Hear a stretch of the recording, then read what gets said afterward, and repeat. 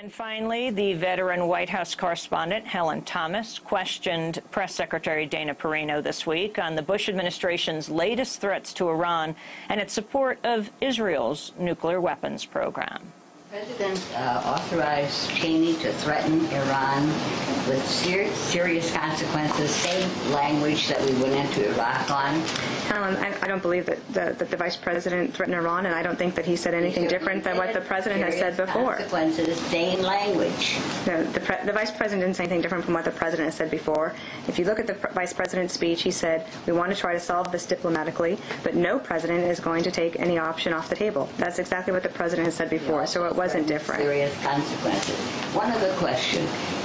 Is there any country in the Middle East that has nuclear weapons? Helen, we've talked about this before, and I'm going to... Never answered it. I know. How can you threaten a country that may have them and know that another country does have them? Helen, I'm going to let those countries speak for themselves. White House Press Secretary Dana Perino being questioned by veteran reporter Helen Thomas. She has covered every president since President Kennedy. And those are some of the headlines.